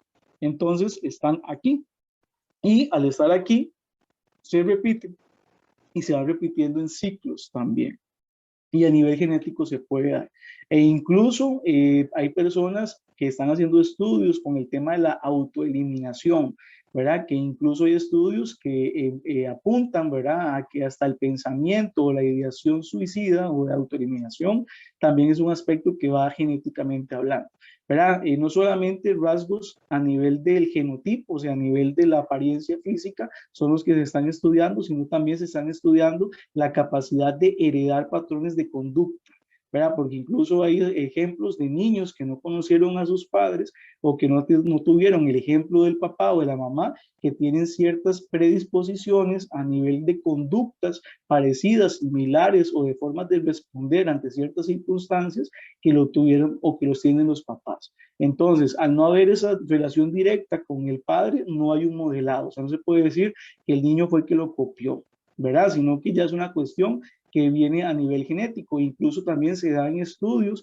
con gemelos que se han hecho, que fueron separados al nacimiento, que presentan conductas muy similares en lo que es la elección de una carrera, en lo que es la forma de responder ante los problemas, en lo que es la elección de una pareja inclusive. Entonces, hay toda una cuestión ahí que prácticamente se está investigando con respecto a lo que es la heredabilidad de las partes conductuales también. Y ahí puede ir incluido lo que es la parte de las conductas que pueden generar ansiedad, depresión o incluso la parte ya que es innata, que es el nacer con la depresión. Hay niños que su predisposición genética ya viene con tristeza, que usted los ve que son tristes, que son cabizbajos, que son tímidos, pero no tienen factores que le estén pasando. Digamos, cuando uno hace una evaluación, mentalmente están bien, la familia está bien, en la escuela supuestamente todo está bien también. Entonces no hay como un aspecto que uno pueda decir que está causando. Pero cuando uno indaga, uno ve que el patrón se repite con los hermanos, se repite con la familia, con el abuelo, ¿verdad? Y eso sucede. Por ejemplo, yo conozco un caso de una familia donde solamente en esa familia se han acabado con la vida 9 miembros de esa familia. Y son cosas que, por ejemplo, e incluso miembros que acabaron con su vida no tenían, varios no tenían relación con otros miembros que también acabaron con su vida e incluso ni se conocían. Pero hay ciertas cosas ahí que hay que estudiar, que hay que tener presente. Y veo que dice que ¿qué síntomas presenta una persona bipolar? Es cierto que las personas que sonríen demasiado es que su interior está muy triste. Bueno, cuando hablamos de bipolaridad, hay dos tipos de bipolaridad. Está la bipolaridad 1 y la bipolaridad 2. Lo que cambia es la intensidad y la duración de los síntomas, ¿verdad? Prácticamente los síntomas son cambios abruptos en el estado del ánimo, ¿verdad? Por lo general, oscila entre lo que es la tristeza y la felicidad. Presenta estados de manía, que los estados de manía son estados donde la persona puede estar muy feliz, donde es impulsiva, donde puede hacer muchas cosas, ¿verdad? Tener como demasiada energía, por decirlo así. Y también está la contraparte, que es el estado de depresión o el estado de tristeza, que es todo lo contrario, ¿verdad? No quiero hacer nada, no quiero salir, paso todo el día llorando, me siento triste. Y las personas bipolares tienden a vivir las emociones de una forma bastante impulsiva y también bastante amplia, o sea, en el sentido de que sienten con mucha fuerza las cosas, ¿verdad? O sea, ellos cuando están tristes sienten mucho la tristeza, cuando están felices sienten mucho la felicidad, ¿verdad? Además de eso, las personas que son bipolares tienen mucho riesgo de cometer conductas de autoeliminación, de cometer conductas de autolesión, sus relaciones interpersonales no son sanas, ¿verdad? En la gran mayoría de los casos, porque la gente no las comprende, ¿verdad? Son muy discriminados a nivel social, porque la gente los etiqueta como personas repugnantes o personas lloronas, ¿verdad? Porque utilizan cualquier cantidad de etiquetas peyorativas y despectivas que prácticamente se resumen en una falta de educación de la gente, porque la bipolaridad es una enfermedad que se trata con diferentes tipos de medicamentos, ¿verdad? Y que prácticamente, más que todo el litio y otros reguladores, que consisten en que se busca una regulación a nivel de las respuestas fisiológicas y químicas también. Pero, digamos, en la bipolaridad se tiene que buscar ayuda porque se ocupa una medicación. O sea, es un tipo de trastorno, bueno, enfermedad mental en este caso, que ocupa una supervisión constante en psiquiatría y en psicología por el riesgo que tiene de autoeliminación y el riesgo que tiene de causarle daño a otras personas si la persona no está medicada y no está bajo supervisión. Don Alexis, yo tengo ahora una pregunta. Claro. Retomemos un poquito, ¿ok? Y puntualicemos un toque los dos términos que son como la razón de ser de esta charla. Depresión y ansiedad. ¿Ok? Primero, ¿cuál es la principal diferencia entre una cosa y la otra? Como para saber distinguirlos bien. ¿Ok? Que después a uno le dicen, usted está deprimido, está ansioso. Pero entonces, para distinguir bien cuál es la diferencia entre una y la otra, y de repente, puntualmente, definir cuáles son las principales características de cada uno como para poderlos identificar en alguien o en uno mismo incluso. Ok. Bueno, cuando hablamos de depresión, estamos hablando de algo que puede ser hereditario, ¿verdad? Que puede presentarse en diferentes sintomatologías, en diferentes intensidades y que responde al estado del ánimo, o sea, a cómo me siento, ¿verdad? Si me siento triste, si me siento desesperanzado, si me siento enojado, ¿verdad? En la depresión, lo que se afecta específicamente es la parte del estado del ánimo. Eso es importante que quede claro porque ahora lo voy a separar de la ansiedad y les voy a explicar por qué. Cuando ya partimos de que el estado del ánimo es el que se ve afectado, vamos a partir de que se dan conductas donde la persona se empieza a aislar, donde la persona no quiere comer, donde la persona pasa todo el día llorando o pasa haciendo conductas que son de autoeliminación, como por ejemplo consumo de drogas, por ejemplo lo que es hacerse daño a sí mismo, el dejar de comer, ¿verdad? Que son conductas de autoeliminación, se empiezan a dar y también en la depresión casi siempre está ligada al pasado. La depresión, por lo general, la persona la liga a hechos vividos en el pasado, o sea, hechos que no puede superar, hechos que no quiere despegarse, digamos, a una resistencia a la pérdida, por ejemplo, por apegos, ¿verdad? En la depresión se puede necesitar un abordaje químico también, y la depresión puede darse por diferentes circunstancias, incluso un duelo normal puede durar hasta 2 años, o sea, una persona con una pérdida puede durar hasta 2 años también sintiendo ese malestar, esa desesperanza que siente. Y cuando hablamos de la ansiedad está ligada a cuestiones anticipatorias. ¿Qué significa eso? Que yo estoy pensando en el futuro, en algo que no ha pasado. Cuando hablamos de la ansiedad es que yo estoy pensando en sí, la incertidumbre, exacto, lo desconocido, ¿verdad? Cuando hablamos de ansiedad es, uy, ¿qué va a pasar con esto? Y si yo no puedo, y si yo me pasa otra cosa, y si no puedo pagar otra cosa, pues empezamos con eso, vueltas y vueltas y vueltas. Entonces, la ansiedad está ligada generalmente a un desempeño. O sea, yo podré hacerlo bien, yo podré resolverlo, yo podré tener gente que me ayude, o sea, es eso, ¿verdad? Y la ansiedad está ligada a factores que tienen que ver con aspectos que no han sucedido.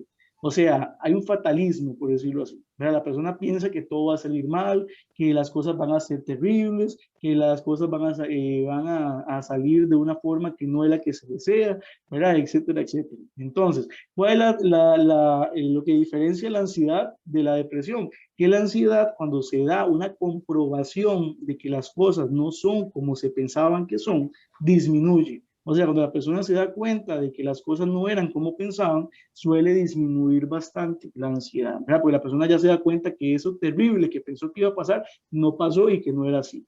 En el caso de la depresión, aunque se haga esa comprobación de que las cosas no son así, no necesariamente va a haber una mejora en el estado del ánimo, porque ya responde a una cuestión neuroquímica que está instaurada y que hay que trabajarla. E incluso la depresión es una enfermedad y es una enfermedad que no se cura. Es una enfermedad que es latente. ¿Qué significa esto? Que va a tener momentos en su vida donde se va a activar, se va a mantener y después se va a desactivar y se va a mantener abajo y después se va a volver a activar y así va. Porque la depresión tiende a tener picos, tiende a tener etapas, por decirlo así, ¿verdad? E incluso se dice, muchos neuropsicólogos dicen que no se cura en sí la depresión, que lo que se hace es que se trata, ¿verdad? Que a nivel de los tricíclicos y de otros medicamentos, pues de ahí se empieza a generar, a transformar, digamos, por decirlo así, en una depresión que es más suavecita, ¿verdad? O que es más fácil de poder dominar, ¿verdad? Pero la depresión en sí es una enfermedad que hay que abordarla más ampliamente y la ansiedad suele responder a cuestiones que son más anticipatorias, de desesperanza, de incertidumbre también. Ok. No sé si es que en un momento se me cortó un poco el audio, si vio un comentario de Ania Brenes. Que dice, siento odio hacia la gente que me rodea. Ajá. Ok, bueno, primero que yo vi también arriba hay uno, primero voy a leer eso. Sí, es de ella misma, creo. Buenas Es de noches, me llamo Ania. Sí, Dayana. sí, sí, es la misma, es que no había visto que era Ania, igual. Sí, sí, entonces dice, bueno, me llamo Dayana y estoy pasando un proceso con el PANI y estoy con depresión por el proceso de mi hijo. Me da solo por llorar y no tengo ganas de vivir. Cuando veo a mi hijo me pregunto si le causaré daño al no estar más con él. Siento Ok, odio hacia la gente que me rodea. O sea, digamos, estos son testimonios bastante fuertes, ¿verdad? claro. Bastante duros que no se pueden obviar en medio de esta actividad. Entonces, ¿de qué manera se podría como abordar desde lo que se puede hacer en esta charla? ¿Qué se le podría brindar? ¿Qué herramientas se le podría brindar a Dayana? Ok, bueno, primero que nada agradecerle por compartirnos esa experiencia y lo que está sucediendo en este momento de su vida, ¿verdad? Es importante prácticamente tener claro o tener presente de que cuando suceden intervenciones a nivel del PANI, pues hay una situación violatoria de derechos de la persona menor de edad por lo general, porque el PANI no interviene simplemente por intervenir, o sea, tiene que haber una investigación de una denuncia que se puso. Entonces, cuando ya se hace la investigación de la denuncia que se puso y se comprueba de que sí hubo un riesgo para la persona menor de edad, pues se tiene que recurrir a lo que se llama procesos especiales de protección, que es donde la persona menor de edad puede ser reubicada o protegida en una instancia que puede ser un recurso a nivel familiar o a nivel comunal o vecinal. pero siempre teniendo presente de que ese abordaje se va a hacer bajo una identificación, o sea, bajo un fundamento, o sea, no es que se hace porque se hace y ya, o sea, hay un fundamento para poder hacerlo, ¿verdad? Con la parte legal y la parte de psicología y la parte de trabajo social, o sea, hay toda una investigación ahí de por medio. Entonces, ¿por qué obviamente va a generarnos tristeza de nuevo? Porque la gente no va a querer que una institución como el PANI llegue y haga un abordaje, ¿verdad? Pero tenemos que pensar en el bienestar del niño, la niña o del adolescente. Aquí no es el bienestar del adulto. Cuando hablamos de niños, niñas y adolescentes, hay una obligatoriedad por códigos internacionales e nacionales donde se tiene que hacer un abordaje prioritario e inmediato. Entonces, obviamente, lo que yo le recomiendo a Carlos Dayana en este caso, ¿verdad? Es que se adhiera al proceso institucional, ¿verdad? Que participe en las sesiones, que se comprometa a realizar los cambios que los profesionales en el proceso le indican, ¿verdad?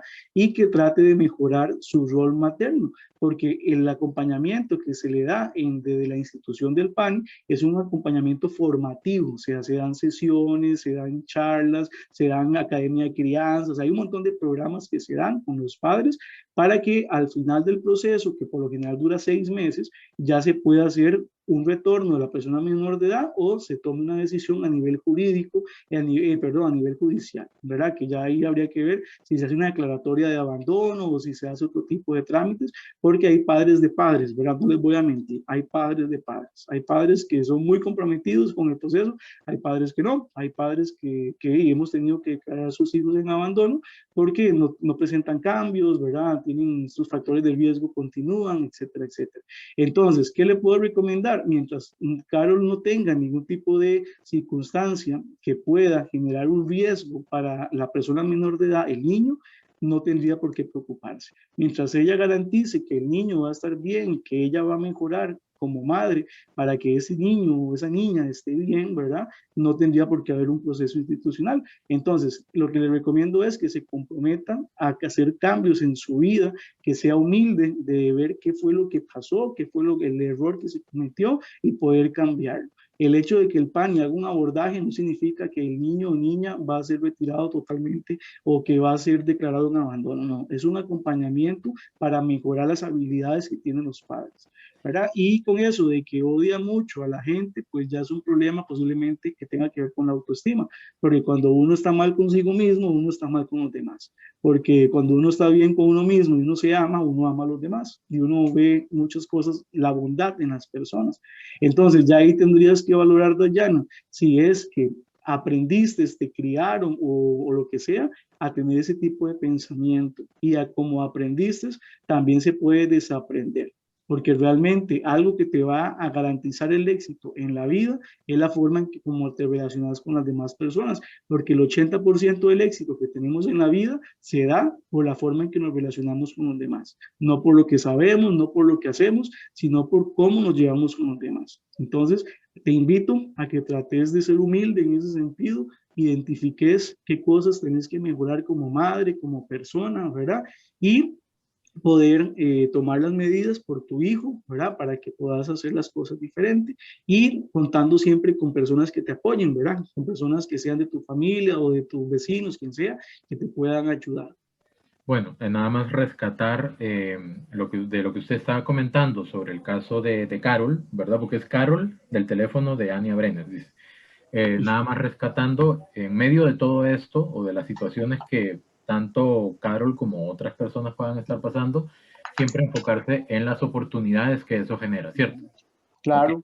en la resiliencia, en el aprender del dolor, del sufrimiento. Exacto, adaptación y evolución, digámoslo así. Ajá. Don Alexis, vamos con la última pregunta antes de hacer las conclusiones ya generales de la charla, ¿está bien? La Claro, última claro. pregunta es de Gaby y es sobre el caso justamente de Carol. Dice, una depresión circunstancial como la que eventualmente Carol está pasando por el tema del PANI en este momento, debe tratarse igual que como un trastorno médico. Me imagino que se refiere, por ejemplo, a una persona que no genera las sustancias químicas necesarias para vivir en un estado de felicidad, entre comillas, normal, ¿verdad? Y esto viene justamente a raíz del comentario de Carol. Entonces, quizá como para acomodar eso, porque sí, cuando ya uno conoce gente y casos, se da cuenta de que hay de todo, ¿verdad? Claro, de hecho que sí. Cuando hablamos de lo que son las ansiedades y las depresiones reactivas, que ese es el nombre que se utiliza para referirse a que se generan por algo externo que está pasando como una circunstancia, ¿verdad? O sea, que no es algo propio de la persona, no necesariamente van a ocupar ayuda médica, ¿verdad? O sea, sí pueden necesitar ayuda psicológica, ¿verdad? Un acompañamiento, una guía, brindarle lo que son las herramientas para tomar mejores decisiones, cambios de vida, cambios de hábitos, etcétera, etcétera, eso sí, pero lo que va a determinar si ocupa o no ocupa ese acompañamiento médico es la intensidad de los criterios clínicos que presente.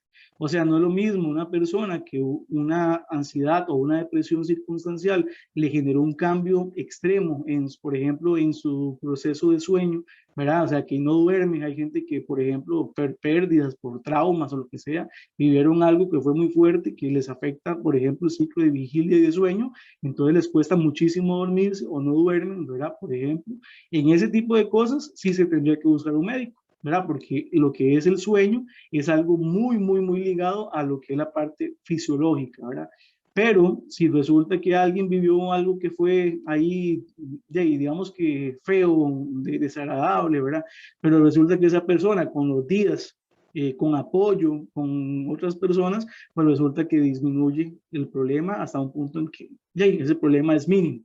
O sea, puede incluso hasta otro aspecto que va a variar, es el hecho de que una misma circunstancia aplicada a dos personas puede generar dos resultados diferentes. O sea, usted y yo no vamos a responder igual ante una emergencia, no vamos a responder igual ante una muerte, no vamos a responder igual ante una pérdida de una relación de pareja. O sea, el punto es de que las habilidades con las que cuenta cada individuo es lo que va a determinar también la forma en que se enfrenten las cosas.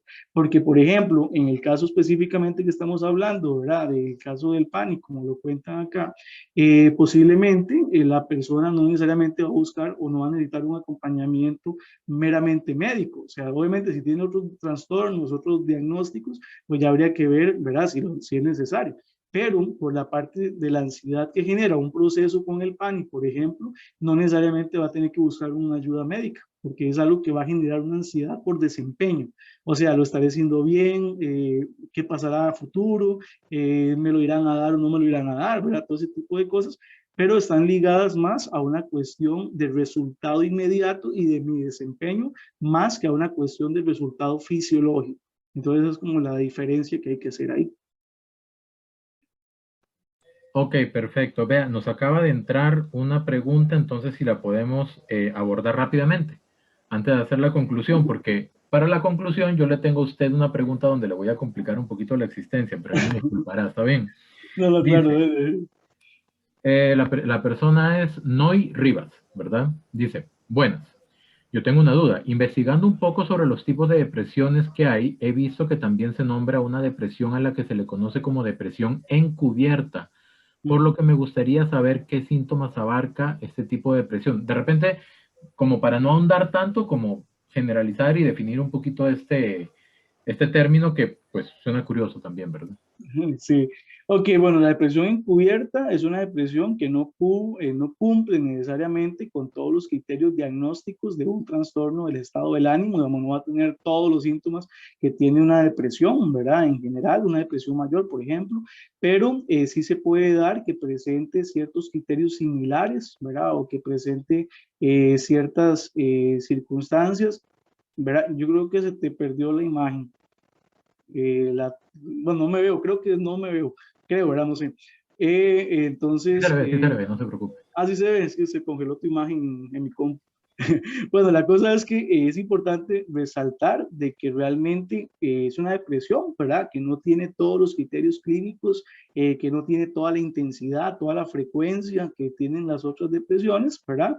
Pero el problema es que al estar encubierta, la persona no necesariamente expone la necesidad de hablar, la necesidad de ayuda, ¿verdad? Y puede darse más solapada, o sea, la persona no necesariamente siempre anda llorando. Puede ser que cuando llora, llora muy fuerte, digamos, le pega muy, muy, muy fuerte, pero resulta que al día siguiente sigue como si nada.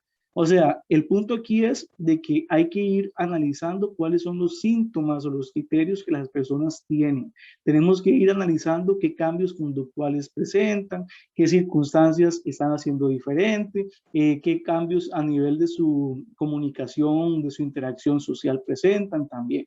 ¿Por qué? Porque la depresión encubierta, por ejemplo, puede causar que uno tenga un cuadro depresivo, un consumo de sustancias, ¿verdad? O sea, que consuma algún tipo de sustancia psicoactiva, legal o ilegal, y al final de cuentas cometen hasta autoeliminaciones, ¿verdad? Y la gente se queda, ¿pero cómo? ¿Pero qué pasó? Si no tenía nada y bla, bla, bla, pero sí tenía algo, ¿verdad? O sea, la depresión encubierta es peligrosa porque está encubierta. O sea, ese es el riesgo.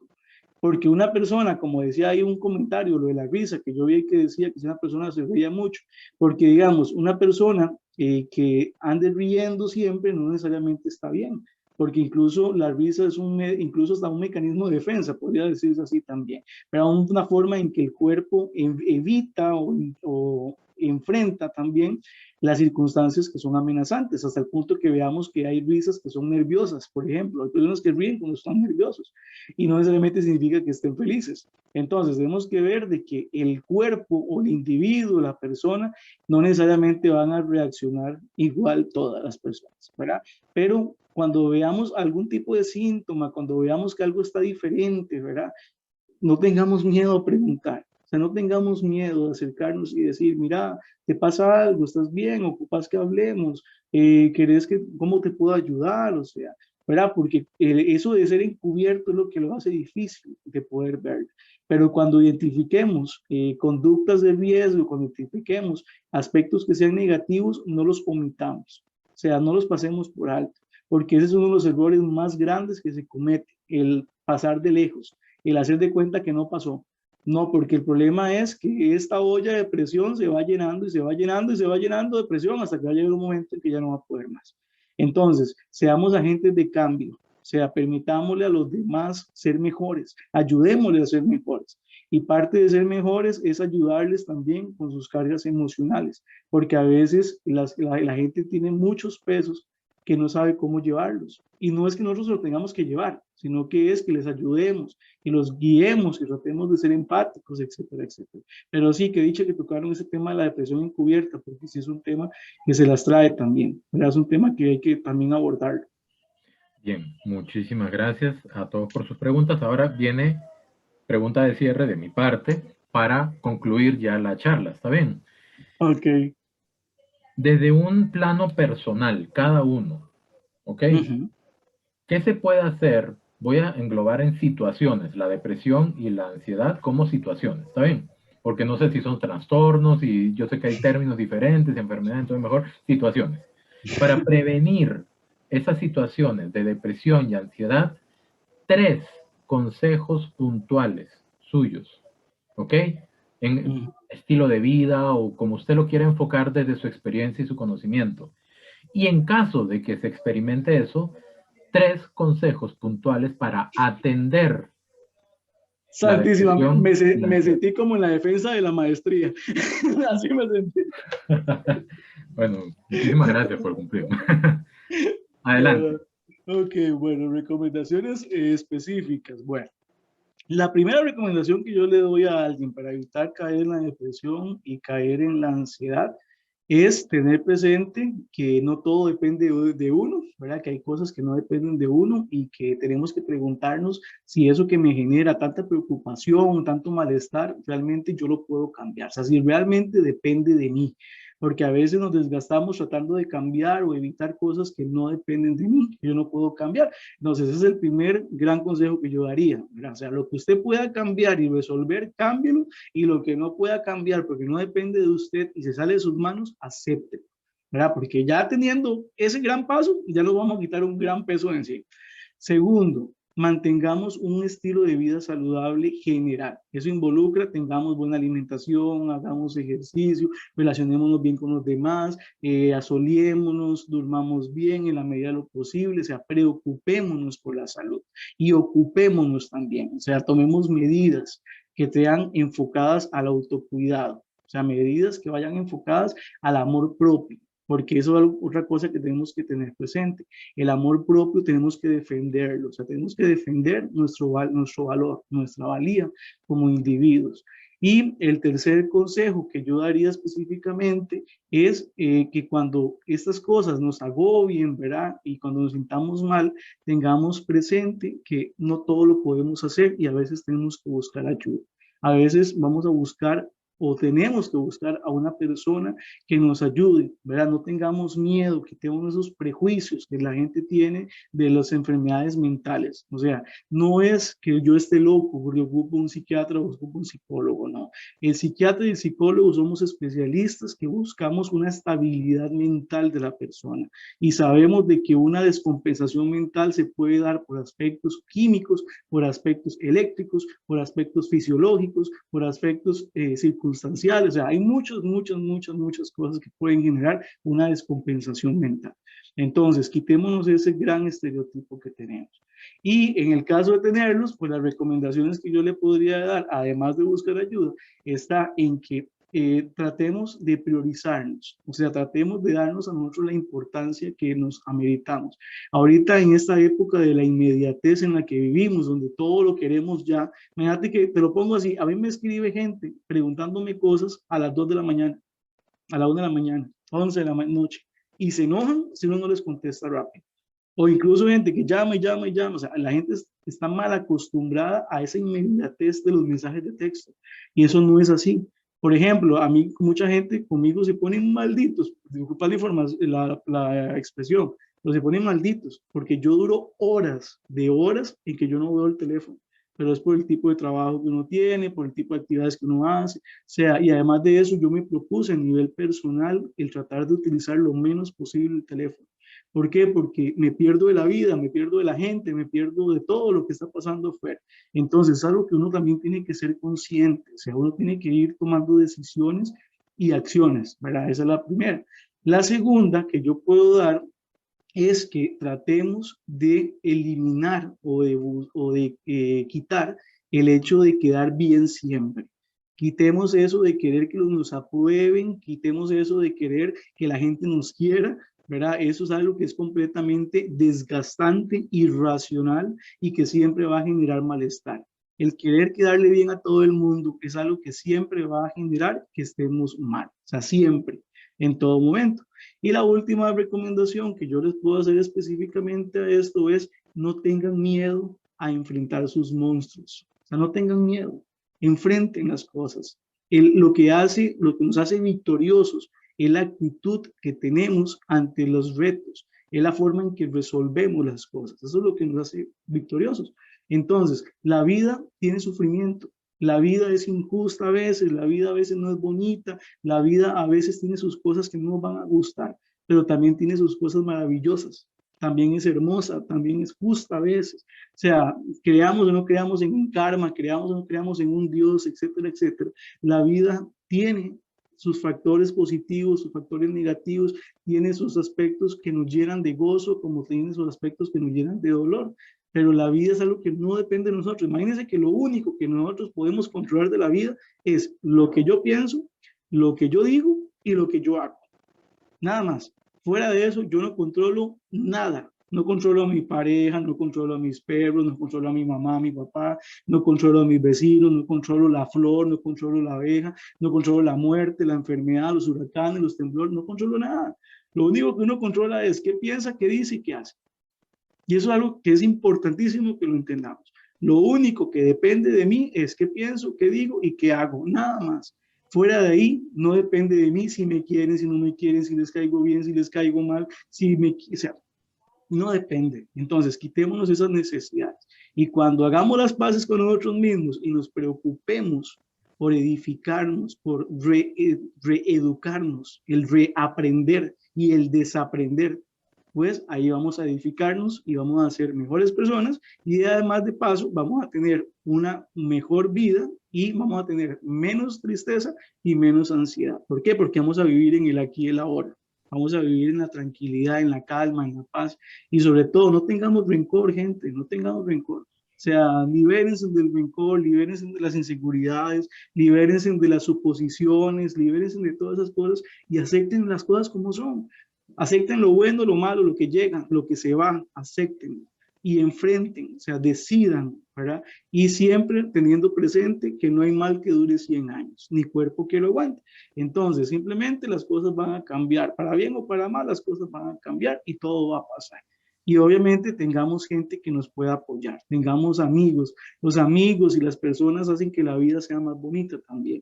Obviamente nadie es indispensable para uno, ¿verdad? Y tenemos que tratar de tener un desapego a nivel emocional, sano, obviamente, ¿verdad? Con las personas, no depender de nadie, pero teniendo presente en mi individualidad y en el respeto a la individualidad del otro, pero desde el apoyo y el amor mutuo que tenemos que tener por los demás también. O sea, no podemos dejar de obviar el hecho de que los demás también necesitan de mí, a como yo ocupo de los demás, porque somos seres gregarios, o sea, somos seres de grupos, de manadas. El ser humano no es un ser para estar solo, no está hecho para estar solo. Veámoslo así, que desde que nacemos hasta que nos morimos, ocupamos de una persona para algo, para que nos vista, para que nos enseñe, para lo que sea, cualquier cosa, para que, hasta para cultivar la papa que me voy a comer, ocupo de alguien. Entonces, el punto es, no podemos decir que no nos importan los demás o que no ocupamos de los demás, porque eso es mentira. Entonces, y se lo digo porque una de las cosas que más genera gratificación y alegría es el hecho de ayudar a los demás. Y está científicamente comprobado que cuando yo hago conductas que hacen feliz a otras personas o le ayudan a estar mejor, yo me gratifico también y me siento mejor y mejora la autoestima también. Perfecto. Y haciendo eco justamente de esto último que usted acaba de comentar, voy a compartir ya manera también de cierre, una frase del presidente de la Soka Gakkai Internacional, Daisaku Ikeda, que dice así: cuando nuestra postura cambia y hacemos surgir valor y osadía de nuestro interior, se modifica nuestra voz, nuestro semblante, nuestra manera de proceder, la fuerza que transmitimos. Cambia cada aspecto de nuestra existencia y su entorno. De esto se trata el principio de la inseparabilidad de la vida y de su ambiente. Don Alexis Espinosa Morera es psicólogo con amplia experiencia y preparación en distintos campos de la psicología. Tuvimos el gusto de tenerlo el día de hoy acá hablando sobre depresión y sobre ansiedad y sobre todos los temas que surgieron a raíz de las preguntas de las personas que se conectaron, que nos fuimos por todo lado, pero era necesario y era una oportunidad. Entonces, agradecerle muchísimo, don Alexis, por su tiempo y por su buena disposición para con esta actividad. Claro, no, más bien muchísimas gracias a la Soka Gakkai Internacional de Costa Rica por la invitación, ¿verdad? Obviamente, en la medida de lo posible, yo siempre trato de estar ayudando, ¿verdad? Obviamente, siempre aclaro ese tema porque ya uno como que el tiempo como que es un poquito limitado, ¿verdad? Pero trato como de acomodarme porque siempre me gustan mucho estos espacios. Y también dejar claro, ¿verdad? Que siempre tenemos que tener la anuencia a ayudar a los demás. Tenemos que entender de que este mundo prácticamente es de todos y tenemos que trabajar todos en él, ¿verdad? Y también instarles a que, ya más como a nivel comercial, ¿verdad? Busquen ayuda psicológica, o sea, la salud mental es prioridad, ¿verdad? Yo tengo consulta privada también y mi teléfono es el 87229913. Ahí cualquier cosa me pueden buscar también en Facebook, en lo que es la página de Psicología Clínica, doctor Alexis Espinosa Morera. Y además de eso, también invitarles a ustedes a que empiecen a priorizar en su vida la salud mental, ¿verdad? Que es muy importante. Y además invitarlos a la segunda parte de este tema de la ansiedad y la depresión, que va a ser enfocado a lo que es la ansiedad y la depresión en niños, niñas y adolescentes. Entonces, en cómo identificar, qué abordar, qué hacer, todo eso lo vamos a hablar en la segunda parte de esta charla. Nada más para recalcar, su teléfono 87229913. Ese mismo es. El Facebook. Psicología Clínica, doctor Alexis Espinosa Morera. Psicología Clínica, doctor Alexis Espinosa Morera. Bueno, muchísimas gracias, don Alexis. Muchísimas gracias a todas las personas que se conectaron y que participaron también. Un agradecimiento también a la Soka Gakkai Internacional de Costa Rica por la iniciativa de llevar a cabo esta charla. Y como bien lo comentó don Alexis, habrá una segunda parte para lo que se les invitará con la anticipación del caso y pues pues que podamos compartir y disfrutarlo pues entre todos, ¿verdad? Exacto. Muchísimas esa es la gracias. idea. Nuevamente, don Alexis, muchas gracias a todos y con esto concluimos la actividad del día de hoy. Muy buenas noches. Buenas noches, hasta luego.